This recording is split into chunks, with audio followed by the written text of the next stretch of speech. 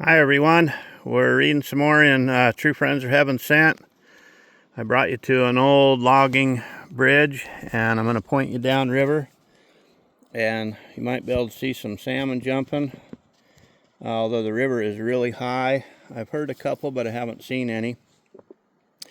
Anyway, in the book, in the story, we're on chapter 25 and me and Boswood, we've been trying to talk Boswood's mom and my mom into letting us go to Alaska for a wonderful lifetime adventure. So, chapter 25 says, Alaska fills our thoughts. After dropping Scooby off, Boz and I decided to go hit a few sporting goods stores on our way home so we could price some of the gear that we would need if by chance we did get the job in Alaska. I think we were both a bit worried about what our moms were talking about without us there. We couldn't do anything about it, so we focused on our shopping, dreaming about having lots and lots of money to buy all the top-of-the-line equipment. We both knew that we didn't have any money, and we didn't care because we didn't feel any less than someone who just stepped out of a L.L. Bean catalog. We had each other and our friendship, and that was worth more than all of the money in the world. This little pun to make you think, it's called Out of Control. Sometimes things out of control fight inside of your heart, but when it is inside your body, there is little you can do about it, just hurt from the inside out. Probably for not having any money, that's probably where that thought came from.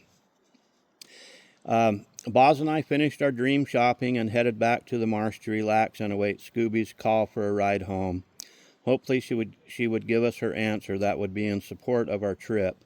Scooby took her own sweet time. Boz and I were both nervous wrecks. Alaska had taken over all of our thoughts. We thought about the wild North Country, huge fish, bears, gold, and having the chance to live the experience. The still waters of the marsh were so different than the wild waters of an Alaskan river and the vast ocean. The marsh had its beauty and its wildlife, but Alaska had its majestic mountains and tundra with a whole new world of wildlife, its wildlife having rivers, ocean, and a whole different habitat for the different critters depending upon it, just the same as on the marsh. Boz and I couldn't take just sitting still any longer. The suspense was driving us both crazy.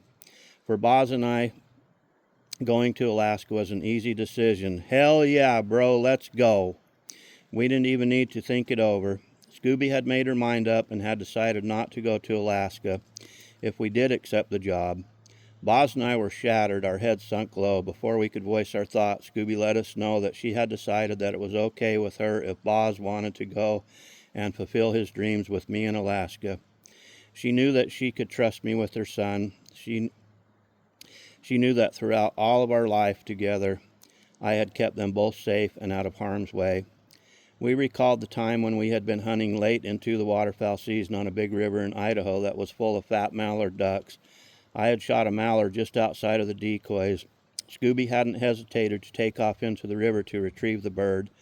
As she swam through the decoys to get the duck on the other side, her legs became entangled in the decoy strings, freeing the weights from their anchor on the bottom of the river. She lost the use of her legs. She and the decoys were heading downriver. She was unable to swim. She was in serious trouble. My body filled with adrenaline, pushing my body into super strength mode.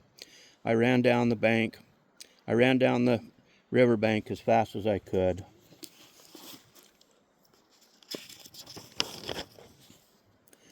As fast as I could run. I ran into the river where it made a sweeping inside turn, positioning myself downriver from where Scooby had gone down. I knew that she would drown if I didn't get to her fast. If I failed, I'd never see her again. Scooby flighted right to me. I scooped her up into my arms and carried her to the bank. I dropped to my knees in the mud, laying her head down as I untangled the decoys and their strings from around her legs as she gasped and coughed water from her lungs. We were both exhausted. The adrenaline flowing through us was leaving our systems, the mental and physical strain that we had just been through leaving us both shaking from head to toe. It was an experience that neither of us will ever forget. Scooby knew that the job in Alaska would be on the ocean and on a river bigger than the river where she had almost died. and something had clicked in her head that reminded her of that day. I think that's the big reason why she doesn't want to go to Alaska with us if we go. I knew that she didn't really want Boz and I to go, but she is a realist and knows that we need to fulfill our dreams if we have the chance. She didn't want to be the one standing in our way, knowing that she couldn't stop us if that's what we wanted to do. Boz and I both held a serious face during the discussion with Scooby. She was being more serious than I had ever seen her be. She was filled with so many concerns about our adventure to Alaska, anxiety about our safe return. My thoughts were on the more positive side. I was thinking about our return in the fall with our pockets full of money and our heads filled with wonderful adventure memories to share at night when we were all reunited. The Three Musketeers riding again. I called the outfitter and accepted the job. My first step into this new adventure. Scooby was going to stay at my mom's house from now until Boz and I returned from our adventure up north. Both Boz and I held in our excitement until we were out of Mom's house. We had quietly excused ourselves. Once outside, we sprinted away from the house, getting far enough that we wouldn't be heard. Neither of us could contain our feelings. We both broke into leaps, exclaiming our excitement with joyous hoots and hollers. Two best friends excited to start a new chapter of our lives. This is chapter 26.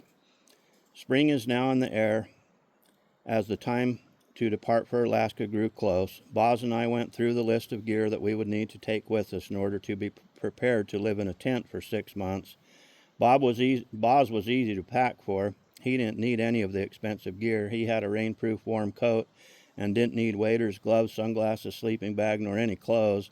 I, on the other hand, needed all of that type stuff. Since Boz was an actual employee, I was required to purchase his plane ticket. The outfitter was okay with Boz coming with me, and Boz would be fed and could bunk next to me. Boz would help me in any way that he could, even though he wasn't on the payroll. We were a bit short on cash, but had stashed a bit for a rainy day. That rainy day was here. Our new boss, Clint, told me that the must-haves and I needed to bring were good rain gear, waders, and warm sleeping bag, polarized sunglasses, either a pump shotgun or high-caliber handgun would also be good to bring if I had one or the other in order to deter bears. Our final list was made, so we went shopping. We had enough money to purchase the needed gear and had enough money to get a fly rod. It wasn't an expensive fancy rod, but it would do. We hadn't done much fly fishing, being more the worm and lure type of fisherman. Clint had told me not to worry about it, that after taking the float plane up the river after setting up camp and getting the boats and everything ready, he would have time before the guests arrived to give me a crash course on fly fishing. After shopping, we stopped by Mom's and checked on Scooby. She had settled in and seemed to be looking forward to relaxing summer.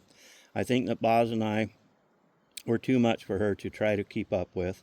Even though I was sure that she would worry about us, she was ready for a break. We were all looking forward to our return and to share all the stories with her of our adventures. It was starting to soak in that we were really going to Alaska. We were ready, except for Boz's plane ticket to Anchorage, then from Anchorage to Sitka. From Sitka, we would be taking a barge through the inland passage to the tip of the Baranof Islands, just past Well Bay to a secret cove.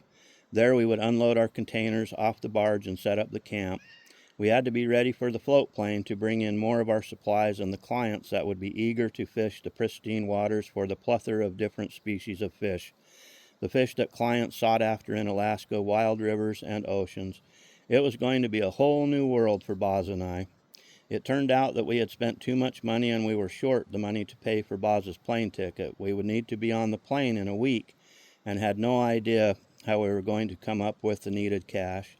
I thought about asking my mom for a loan, but didn't want to go that route. The only thing that I could think of was to pawn some guns. I had five old Belgium Browning Auto 5